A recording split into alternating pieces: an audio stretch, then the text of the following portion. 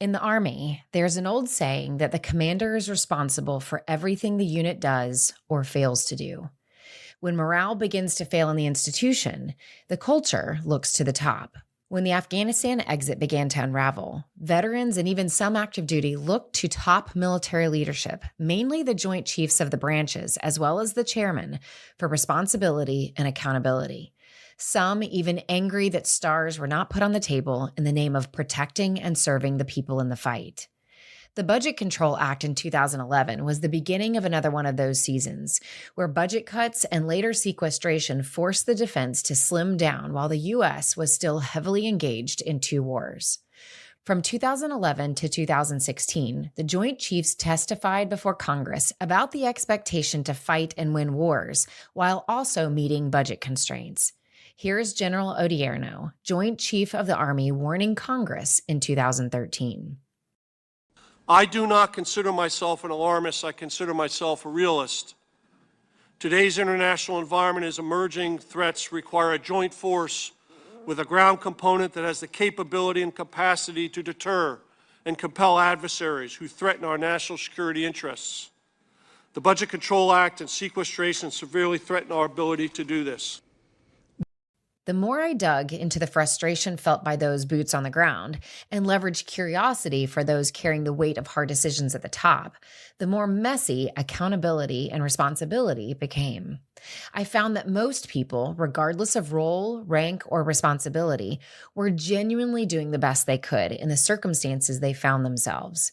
It turns out the messy part is choosing to believe it.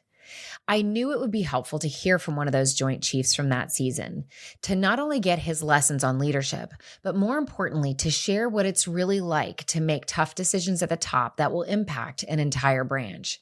So I invited retired General Norton Schwartz, or Norty as he likes to be called, and his wife Suzie to share some of their story.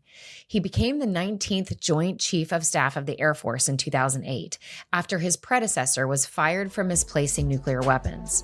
They served in that role until 2012, as sequestration and exhaustion rippled throughout the military culture. Both boomers, they have continued to invest in their communities since. I'm Corie Weathers. You're listening to Military Culture Shift, a limited series podcast on the impact of war, money, and generational perspective on morale, retention, and leadership.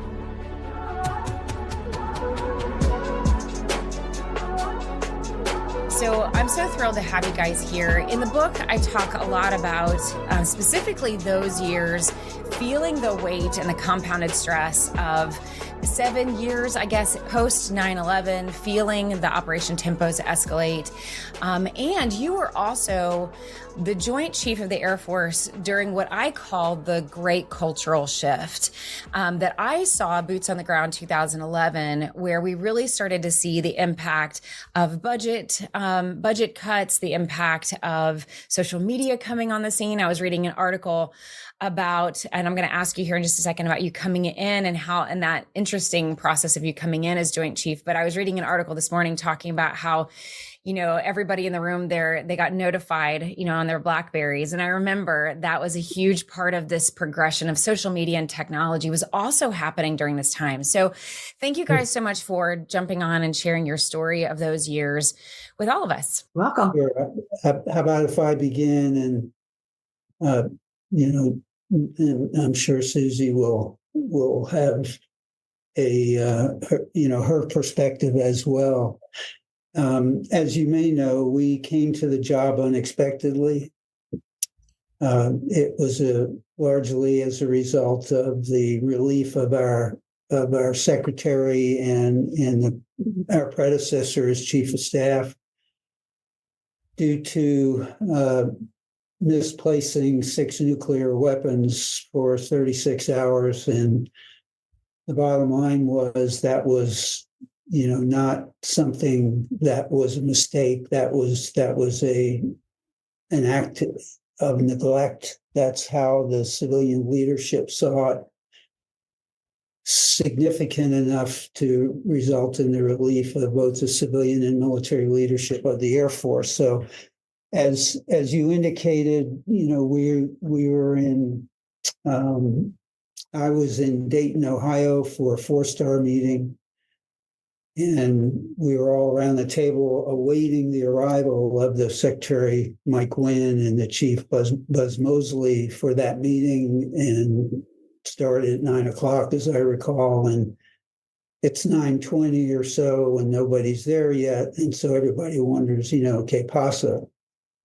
And then, as you indicated, blackberries began to buzz, and everybody looked down and saw that both Wynn and Mosley had been relieved by Secretary Gates. So everybody knew around the table that someone was going to be appointed as a successor on the military side. And I certainly didn't think, and I don't believe Suzie thought either, that it would be me, that, there were other candidates in the room. My view, frankly, was that Chili Chilton was probably the leading candidate, an American astronaut, a very competent fighter pilot, and experienced in space and so on and so forth. But the bottom line is, Suzie and I were asked to return to Washington. We'd already been announced for retirement. So needless to say, I think we both felt that we still had some gas in the gas tank. And so when asked, of course, we said yes. And so that's, we returned to Washington to assume the role. And we worked with a quintessential national security professional in Mike Donnelly as our secretary. So, and I'm going to jump in, Norm. I'm just going to say, sure. Corie, one thing I guess I want people to know is that everybody has a boss.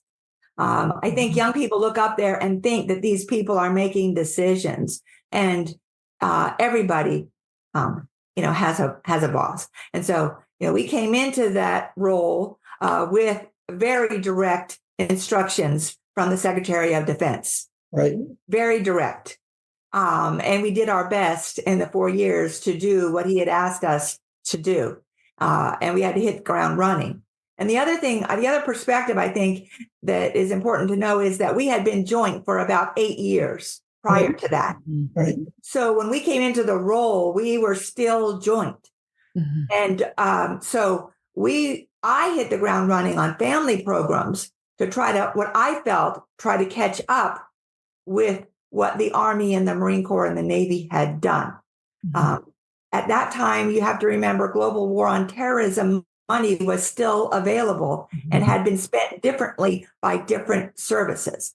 So I worked hard to emulate. Most services copy what the Army does because the Army is big. And not that everything is right, but they have the money to sort of start programs and test them to see whether they work or not. I always have, if I could jump in, I always have this picture in my mind, since we're Army, that we kind of pilot things while all the other branches are kind of like peeking around the corner saying, like, let's see how this works out. We wait. We absolutely wait to see if it works out. We absolutely do. But it's only because of scale. It's not because of, different priorities or whatever. It is, it's scale, and that money does create more positions, and you can just have a little tiny flexibility, not a lot. So that's kind of a background of how we came in. No, and it's such an abrupt start with, I think it sounds like a lot of pressure. And I'd love to, you mentioned you came in when there was that GWAP money building or still flowing. Can you guys share a little bit more about what that was like for you you are right, like probably talking and getting ready for retirement and had a kind of different picture of what was going to happen in the years following. And here you are adjusting course. So would you mind sharing, yes, you were gracious enough and did the best that you could with what was asked of you, but do you mind sharing maybe what that felt like, especially if it was unexpected, to be given that task and that role? Well, speaking for myself, I think, I think we both saw it as an obligation.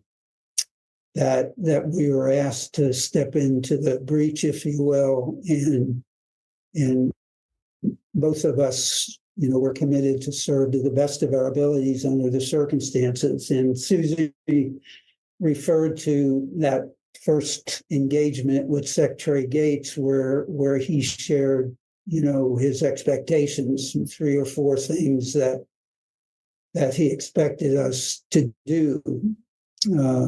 One was get in the fight, quote unquote. There was a perception at the time that the Air Force was reluctantly supporting the missions in Iraq and Afghanistan. Secondly, to improve our relations on Capitol Hill. Third was, interestingly enough, to grow the intelligence, surveillance, and reconnaissance enterprise. And then, finally, I think, his point was very directly, don't backdoor me. Mm-hmm. And I think we were loyal to that guidance, during that period.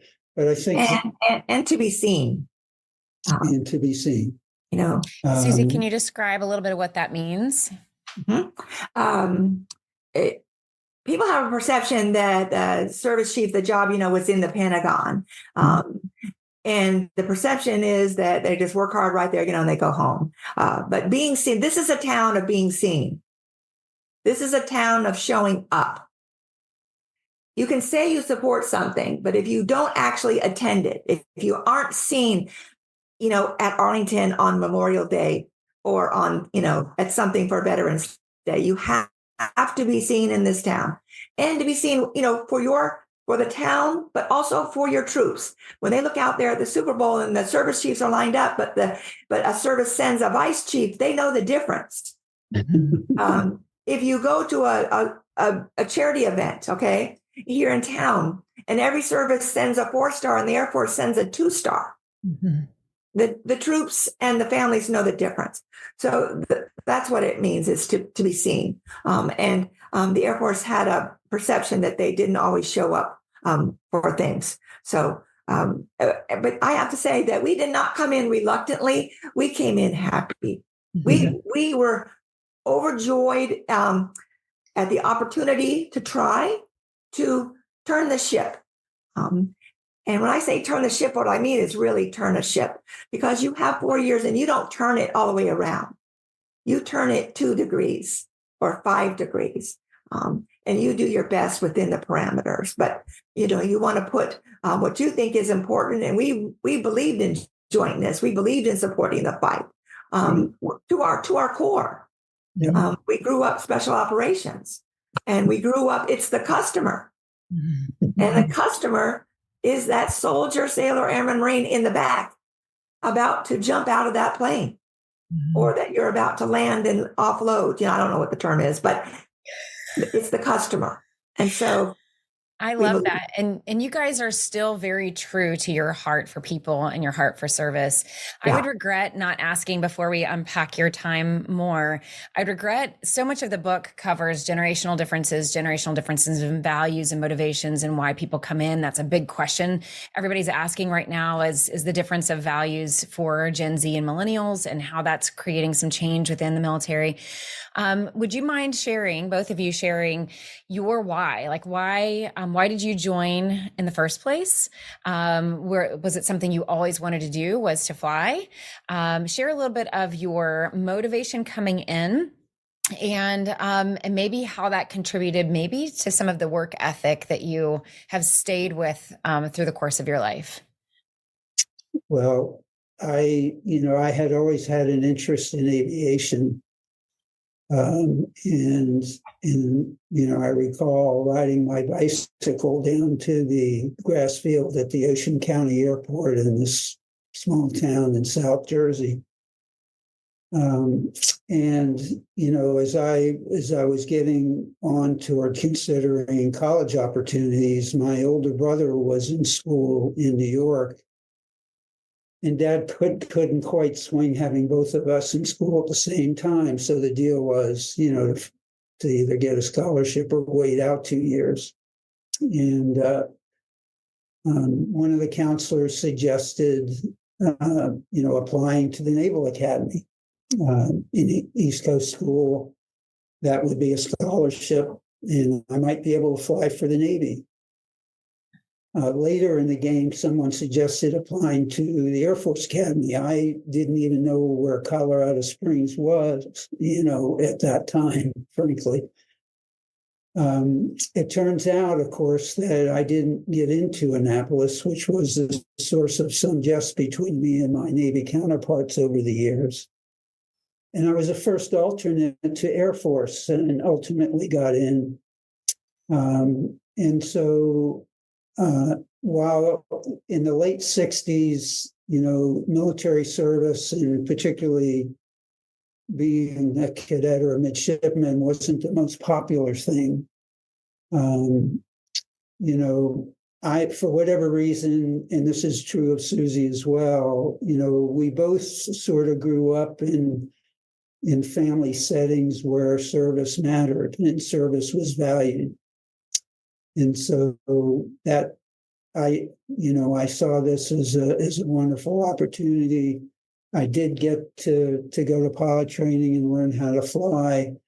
And I was, the armed forces was a good fit for me. Maybe not for everyone, but certainly for me.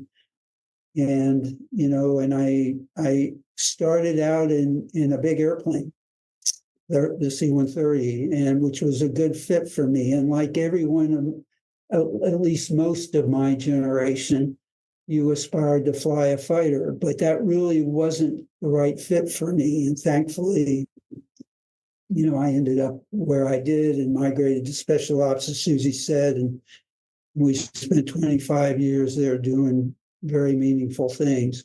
The bottom line was that service and the armed forces was a good fit for me, and I did my best to offer honorable service and to perform to the best of my ability. And the reality is that luck has a lot to do with how things turn out in life. That is certainly true in our case.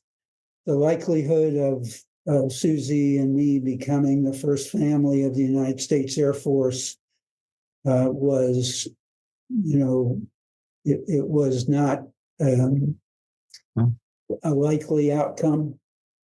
But it turned out because of circumstances. And so, what a privilege it was to serve in that role. So, Suzie, how about for you? When did you guys get married, and what was the motivation around service and service to your country like? Sure. I had to be honest, I probably wasn't into service at that time. I mean, I married him. He was a captain, about to be a major already. And my father had been in the service, and I swore I would never marry anybody in the service. And I think we all say that, Suzie. Don't we though? We all do. I mean, honestly, really, we do. So I was a school teacher, and I think that is probably service as well. But I thought it would be easy to transfer and move around with that, and it really wasn't quite as easy as I thought it would be. And so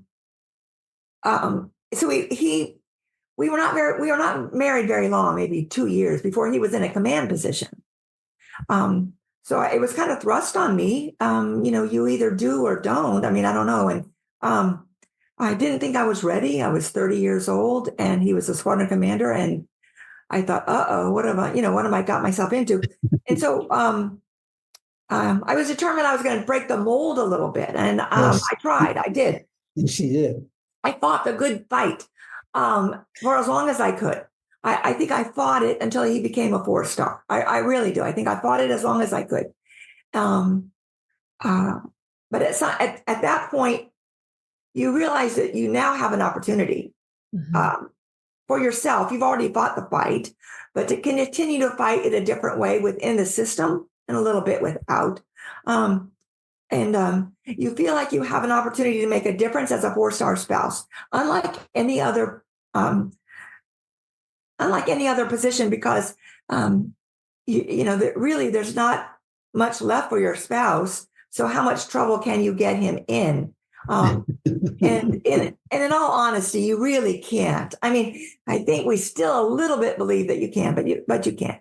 But what you can do is try to change something and make it better for those coming behind you. And so I really felt that obligation. And I did it at Transcom in a different way, but as a service chief spouse, you really do have an opportunity to make a difference. And I hit the ground running. They tell you that it's a marathon, not a sprint. And I will tell you that is a big fat lie. Yeah, it is a 4-year sprint. Right. And if you do it right. If you're doing it right every day, you are trying. Right. I mean, I will tell you that as we were about to retire, one of the last emails I received was an email about freezing. Shall I say it? Freezing sperm. Okay. And I'm still answering that email in the car on the way to his retirement. Mm. So you're doing it every day to the best that you can. And then we both sort of chose to continue in that service. A lot of our contemporaries don't do that. And that's okay too. Yeah. But for us, we enjoyed it. We thought we could still make a difference, and we chose to still make a difference. Right. So both of us, have followed a nonprofit's path in retirement, and that's a good fit for us. And hopefully we've got a few more years of payback, if you will, and then we'll probably dial back a bit. But the bottom line is, I married up in life, and it's a wonderful thing to have a partner like Suzie who demands more of you as an individual and as a human being. So. Well, for those who don't know, a lot of us spouses call Suzie Mama Suzie. She demands a lot of us to be better in the best way, and I'm better, and I am partially who I am today because of your mentoring, Suzie. So thank you for what you continue to do and how you stay involved. And I think there's a lot of people listening right now, maybe even some spouses listening, that what you said about trying to fight against certain things, that really resonates with a lot of, I think, families nowadays who are trying to figure out what is best for their family, what is best for especially spouse and employment and all of that. And some do feel like they're kind of fighting, trying to break outside of a certain mold. And I appreciate the balanced approach of the way that you described that there is times that you can fight and kind of pave your own way and make things work for you and for your family. And at other times to recognize the benefit and the opportunity that that being in the service provides to be in service to other people. And and I think both of you guys have done a really great job of walking that line and continuing that. I think that you guys would be on the younger side of the boomer generation, I believe, if that's right. So Sue, tell the story briefly. Tell the story of the Blue Ribbon Panel. Okay, I think Corie knows this, but and many of the spouses know this. But when my husband was a squadron commander, I was bored. I was doing everything, and I went and got a job. And I knew that it was frowned upon, but I didn't really know how much it was frowned upon. And I kept a secret for about 5 months, and then I blurted it out on a Friday night at the club when there were clubs.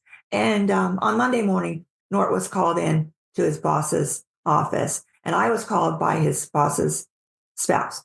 And she said to me, "Is my job more important than your husband's career? And do you want to sacrifice his career because you got a job?" And I said, "Well, I think we can do both." And Nort said the exact same thing to his boss.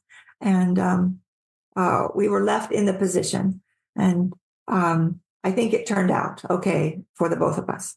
Yeah. But shortly after that, the Air Force launched a blue ribbon panel, which went around the country and interviewed spouses about working. And out of that really came for all services the idea that 2 for 1 was no more. And I will say that is honest to God, the truth.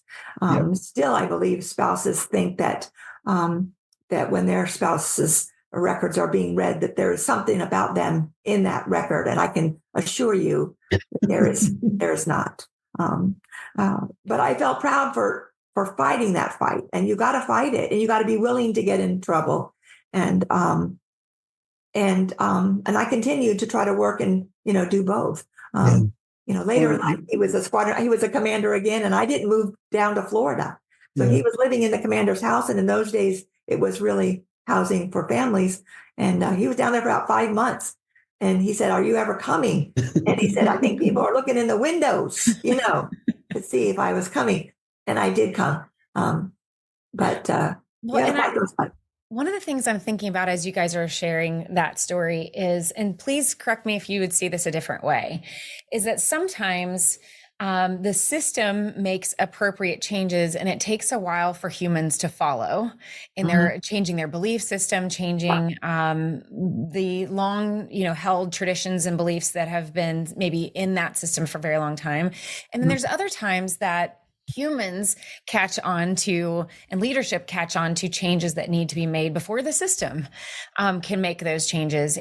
Right. And I will tell you, as honestly looking back, I was angry about all that. And now as he became more senior, I realized that the service heard me and others.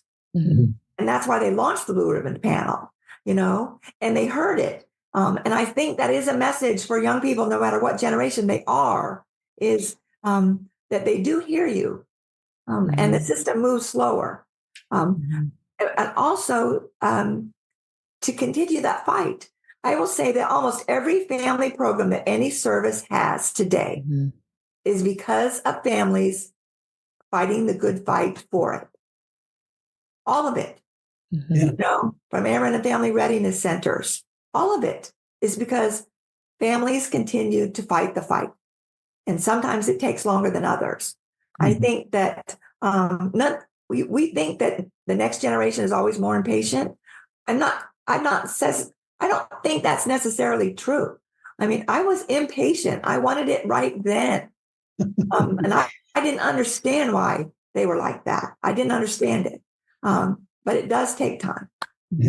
So I think spouses can pat themselves on the back, really, because they continue to fight. I feel like each generation maybe is braver than the one that went before it. I think so too. So I'm already seeing the millennial generation doing some very interesting fights and in a lot of cases advocating for some new changes that I think could be really fantastic. And that there's a lot that are leaving and there's a lot that are actually in there fighting. And I'm really excited about what could be coming. I'd love to dig in a little bit more into what your time was like in that 2008 to 2012. I experienced boots on the ground, that 2011 shift, where that was where I on the Army side started to see what I now know was the impact of some of those budget cuts coming down and changes in civilian jobs and how that would impact access to programming or access to maybe the speed of resources. So that was a little bit of what we were seeing. But what I now also realized was this was a lot of social media coming on the scene and really shifting our military culture for the beginning of that shift of going from a very in-person culture that I thankfully was able to experience prior to that, the neighbors supporting each other, just everybody coming together and being a family to each other, to post 2011, where things really started to go online. So I would love to know from your perspective at the top, did you experience that shift? And then we'll kind of get into money here in a second and what you saw, especially as you were trying to support these both conflicts in Iraq and Afghanistan. But did you experience any of that shift as well? Sure, we did, but I must say that Suzie was well ahead of me. I was sort of a Neanderthal on the social media thing, and I did not maintain a Facebook page or what have you. I was still very traditional in that sense. The more internal means of communications to the force and so on. Suzie, on the other hand, was quite active and to great effect. I think that was one of those sort of seminal shifts that probably required more than one chief's tenure. Mm-hmm, mm-hmm. And generating comfort in communicating in a more wholesale way, or I should say a more retail way, through social media and so on and so forth. And it took time for the institutions, all the services to adapt. That's for sure. Can I ask, you mentioned the BlackBerry early on. I had a Marine couple talk about the shift even in their home of his ability to turn work off drastically shifted once the BlackBerry came on the scene. So do you remember going from doing the job without that access to technology to then suddenly having that technology in your hand? I think it was less the mobile aspect than the network aspect. As we grew up, that certainly in the late 80s and beyond, the networks began to proliferate and were accessible from other than the workplace. And as Suzie knows very well, and I probably, to excess, the reality was that the leadership business is a 24/7 thing, and I probably, practiced that to excess. But the bottom line was that, however we were connected, certainly meant that we were, a part of a 24/7 sort of obligation and did our best to fulfill that obligation. So for you, like you said, hitting the ground running for those 4 years was a sprint. Like you saw that as a 24/7 regardless role. And so whether it was by phone or mobile phone or BlackBerry, you were going to be accessible. Yeah. And, kids were dying. What else were we to do? Mm-hmm, mm-hmm. What else would we have considered doing? No, it was, as Suzie said, it was a sprint from start to finish. I appreciate that perspective of leadership. I really feel that young people don't understand not the weight, but just the commitment to those young people. Yeah. It is all about those young people. It's about the kids. It is about the kids. And we say kids. Yes. But everything that you do all day long, every day, is to keep them as safe as you can. Yes. Give them the tools. Not to give them everything. That's not it. There's always choices. But I just don't think they realize how much you care about them. I'm going to give you an example. Do you remember? You don't remember, I don't think, but there was a time when we had to keep our Army units from 12 months to 15 months. Mm-hmm. I think that's right when we came in, yeah. And it was horrible. Mm-hmm. It was horrible. And the chairman of the Joint Chiefs came in to speak to the senior spouses with tears running down his face. And I'm crying as I remember this, because to say that he did not want to do this, and there was just really no choice at that time. It's true. And so when Norton says that it's 24/7, it is 24/7. It is constant. And he was on the computer. In some ways, they were ahead because special ops was a little bit ahead sometimes. Computers early on in the home, whatever. And basically, he was on the computer 24 hours a day. I mean, literally. I would say that he got up at 4. He checked his email. He went to run. He came home. He checked his email. And and then you're on the BlackBerry, you're driven to work. And while yes, that is a treat, you're driven to work because you're checking emails on the way to work. Well, and Suzie, you described like answering emails on the way to retirement, right? Yes. So this is, Yeah.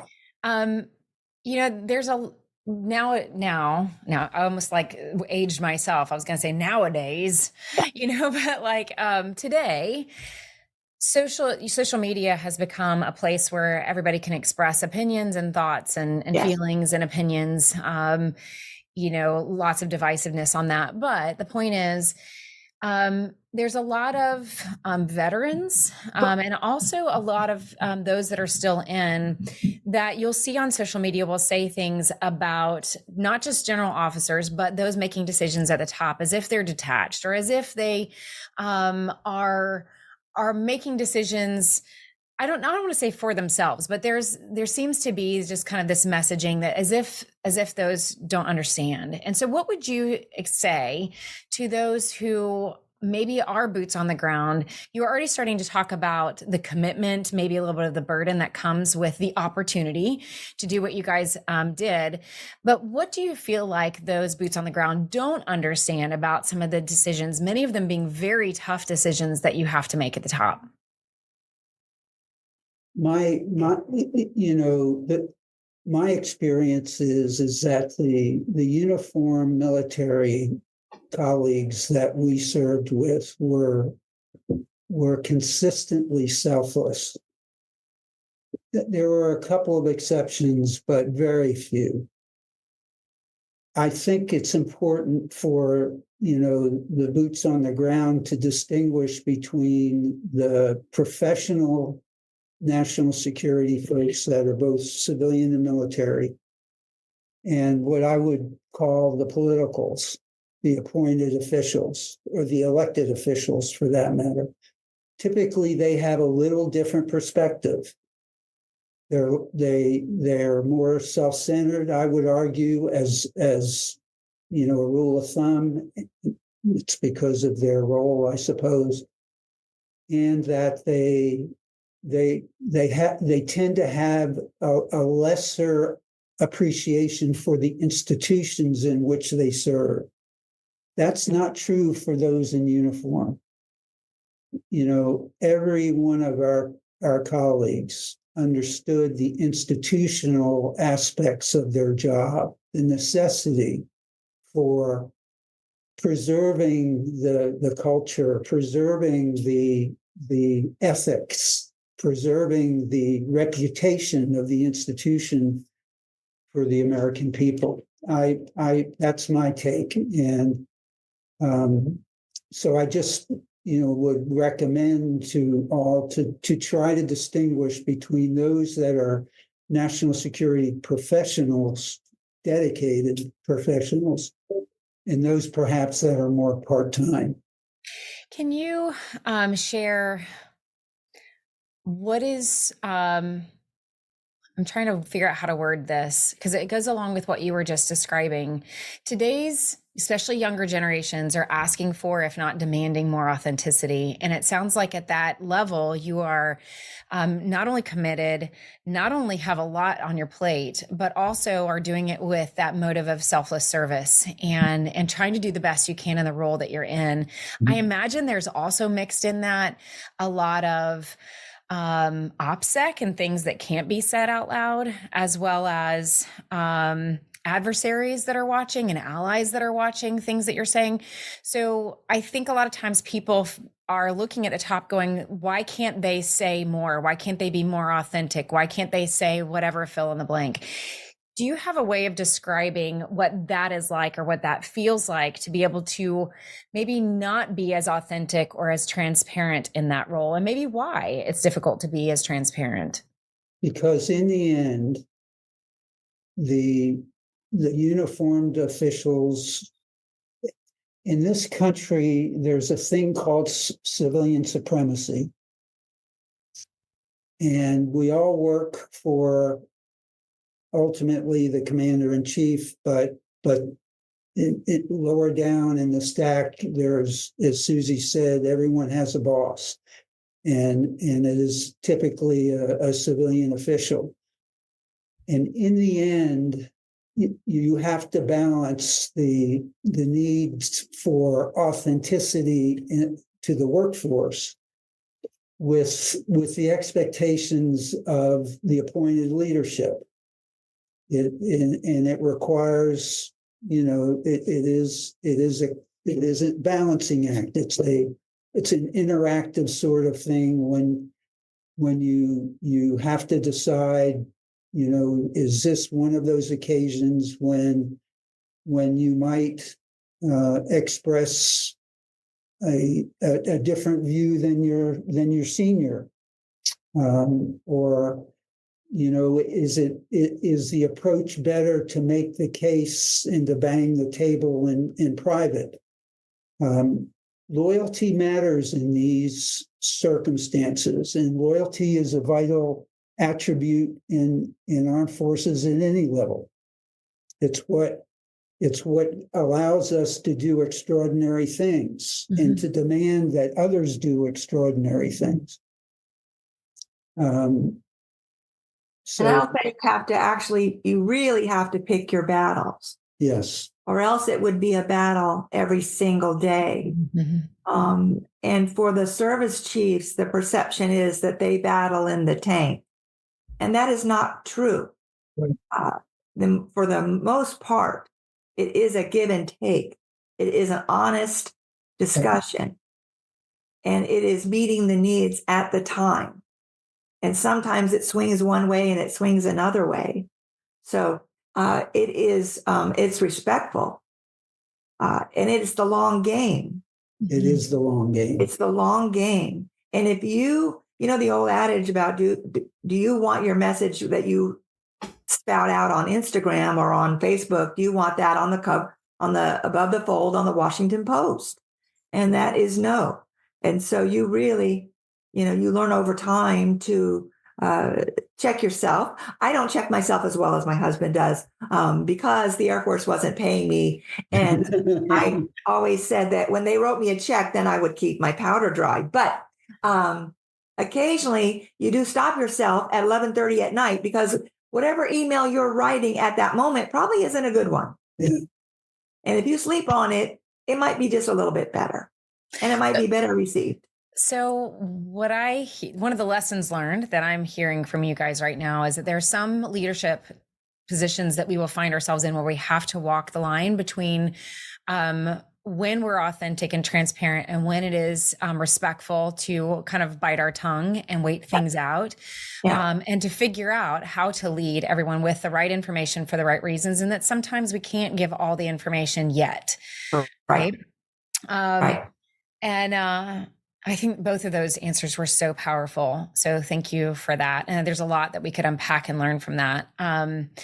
Since we're going to be out of time soon, I'd love to ask, you guys were in that role when the Budget Control Act came out. Sequestration was 2013, which is really, I think, that the heavier hitting years for sure. But can you describe what some of those conversations were like? I felt that great cultural shift, as I call it, in 2011, but really 2014, 15, things, I think, on the family side, boots on the ground, is really the weight of what we were all feeling when the force started to really get tired, I think, too, and enough shifts had happened that it was just kind of this cultural snowball of things that were happening. So what was some of those conversations like when the Budget Control Act was starting to roll out? Well, I'll give you one inside view from the tank that there clearly was angst amongst the chiefs. But again, this was a case of civilian supremacy, both in the executive and the legislative branch. And so what the chairman did one day when we were all there was to essentially say the following: there'll be no knife fights in public. We will deal with this at the table, and we will have a collective position, and it'll be our position.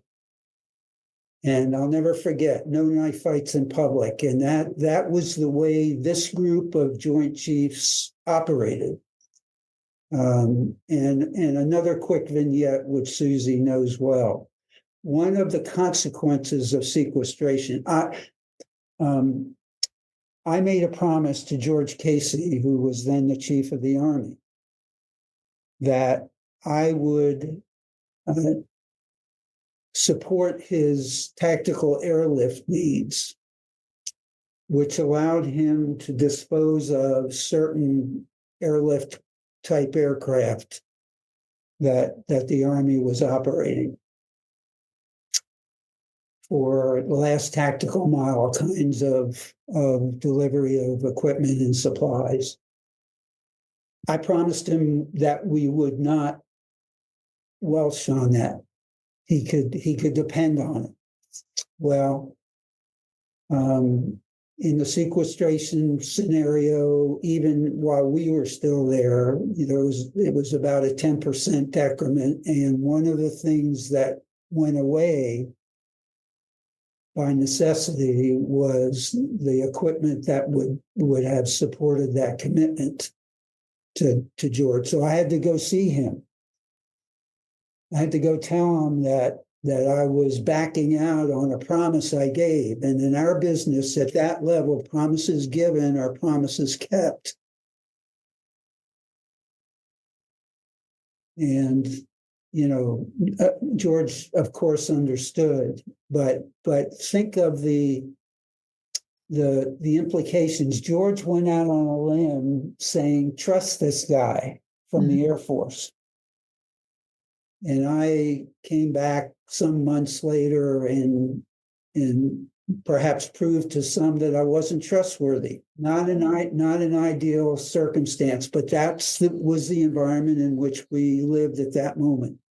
I can only imagine when I was researching and writing about those years, I kept thinking about how difficult it must have been with the calling that you guys just described, as far as your reasons for coming in, the commitment and loyalty that you made in your hearts to serve, taking care of these kids, right? And then to be in a situation where you had to make those hard decisions and back out of promises that you were making, knowing that it was going to impact those that you felt you were coming in to serve in the first place. And I kept thinking about how difficult that must have been. And of course, all we have on record is not those conversations in the tank, but more so those testimonies before Congress. Right. And so, of course, those testimonies are very regulated and controlled. Again, no knife fights in public. And so I just have this kind of empathic picture in my mind of what that must have been like, not only during the years that you were serving, but watching in retirement as even more cuts were made, what that must have been like. Well, Corie, let me push back a little bit on that. Please. When we came into the job in 2008, the DoD budget was $350 billion. Today, the agreement is $886. Yes, which I would love to hear your thoughts on.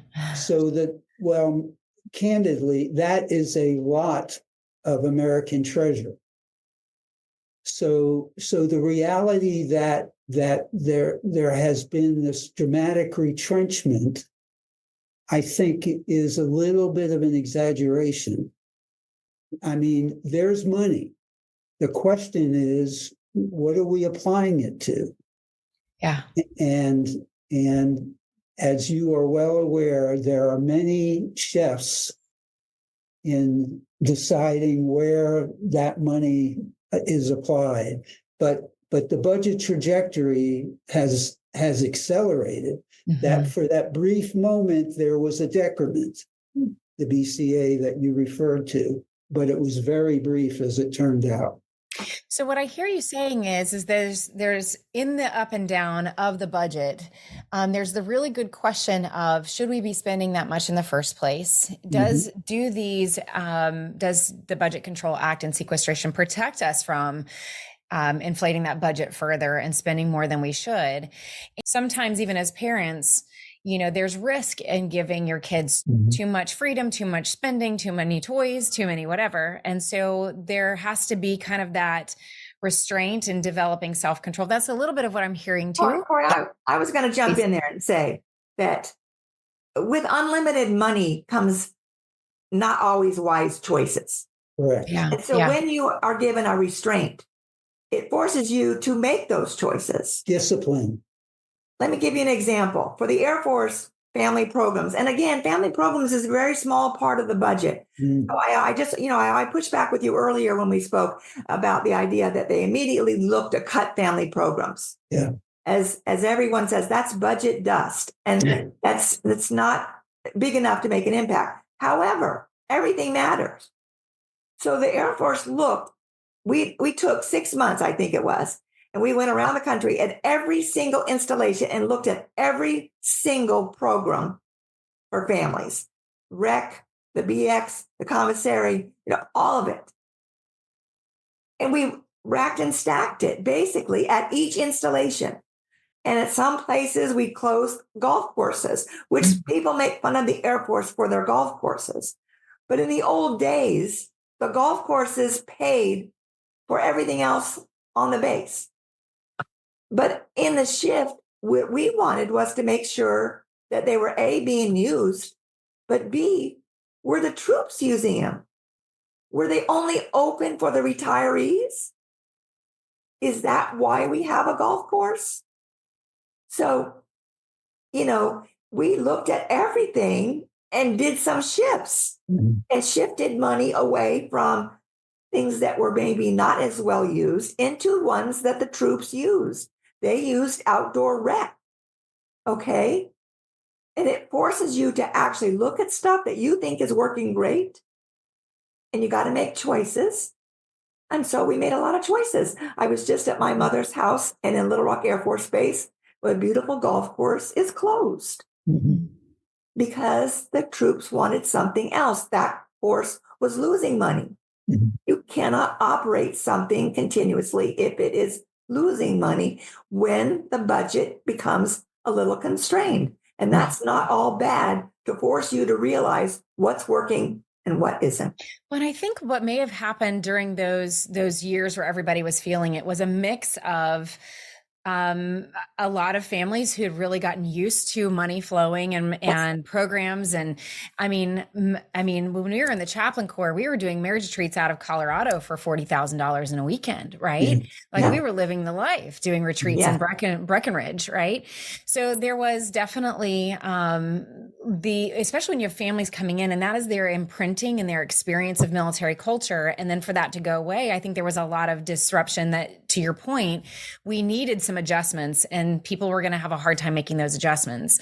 What I also read though, was when you're making those adjustments, especially in those later years, when you're still in Iraq and Afghanistan, that was really hard. So would you say the same was needed? The same was true during those conflicts that we needed to find a way to spend less? Or was there a little bit harder of a push and pull and needing to stay in those conflicts with budget cuts?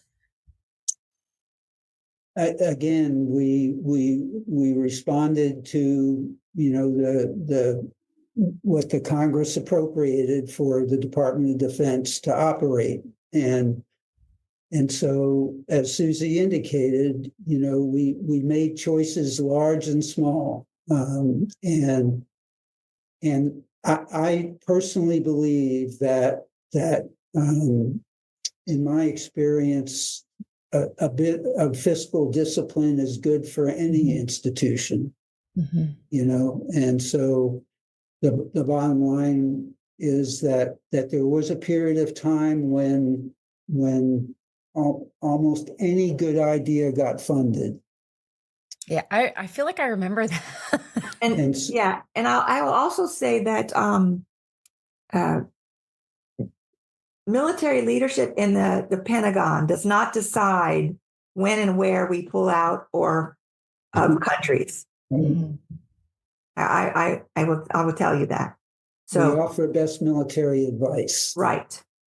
So while I think is also difficult. We're going to provide them with what they need, but I think that's also, again, going back to those difficult decisions and doing the best you can during that sprint. Sure. Thank you for answering that. And I know that was a delicate question, but so well said. And I think that educates so many of us on understanding where we are today. Again, the more research I did, the more complicated it becomes, right? When you see all the many variables that go into these decisions, what keeps us, what influences us, what gives us what we need, who gives us what we need. Like, it's just an endless rabbit trail of variables and contributing factors. Is there anything else that either of you feel like you wish people understood? Maybe if you wanted to say something to the younger generation, what would you want them to understand given your time in and now seeing what you're seeing today? What encouragement would you offer? I would just emphasize that the country needs good people to do this stuff, that there is nobility in public service, in uniform or out. The country needs good people to do this stuff. And I will say that there have been ebbs and flows over time, and that will continue to be. So I just want to, like he said, service matters, whatever it is. Right. So if you're not going to serve, maybe you encourage someone else to serve, but it does make a difference. And to know that old people do have some knowledge and experience. They're not smarter than you for sure, but they live through the ups and downs, and they know that we can get through it. It's called perspective. Yeah. Beautifully said. Thank you guys so much for your time and your investment in this community and your continued investment in this community. I just so appreciate both of you and your story. And it was really important to me that if we're going to talk about multi-generational teamwork, that we need that perspective. We need that perspective on our history. We need that perspective on what's happening today. And I'm really grateful that you guys would be willing to give this time. So thank you guys for joining me. And though I'm just going to say thank you to you and to say how proud we are of younger generations. We love what you do. We might make a face. We might not agree with everything, but we are cheering you on loudly and proudly every single day. The world has gone mad, ruthless and insane. I'm right, you're wrong, I'm right, are the rules of the game. And meanwhile, people are dying in every corner of the world, either starving or murdered or by damage deemed collateral.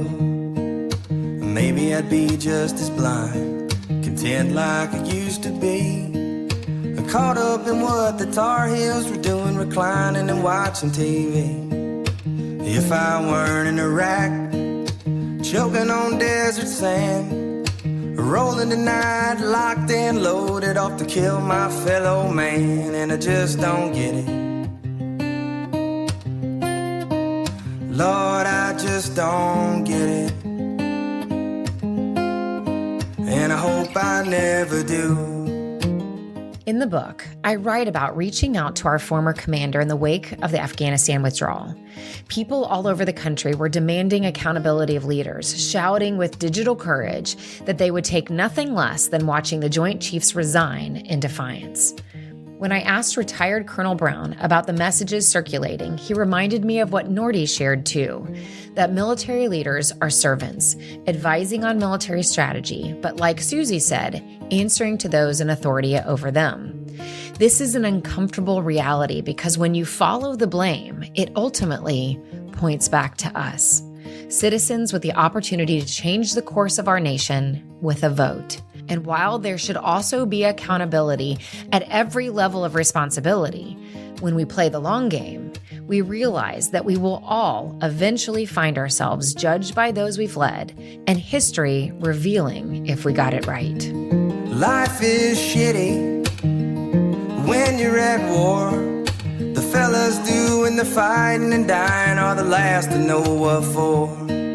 But we hear there's a reason, must be some noble cause. But I've seen the effect of the cause that you're preaching, and I don't like it at all. 'Cause I've seen my buddies broken and blind, 26-year-old crippled now with an 8-year-old's mind. And the speeches, they keep coming, and Congress whines and moans, then takes a well-deserved long vacation at one of their 3 homes. And I just don't get it, Lord, I just don't get it, and I hope I never do. The Military Culture Shift podcast is sponsored by New Res and written and produced by me, author, speaker, and military clinical consultant Corie Weathers. The closing credit song is I Just Don't Get It, written, produced, and performed by veteran James Corbin. This is a supplemental leadership podcast for the book Military Culture Shift, The Impact of War, Money, and Generational Perspective on Morale, Retention, and Leadership. Copies of the book can be purchased on Amazon, militaryfamilybooks.com, and your other favorite retailers. More information, including graphs, data, and other resources mentioned in the book, can be found on my website, CorieWeathers.com. So where is Sergeant Bush, Privates Kennedy or Lott? Are their lives worth more than the men beside me? Well, I sure think not. So what's it matter to them? What's their sacrifice? In D.C. is Vegas and they're playing craps, and our lives are the dice, and I just don't get it.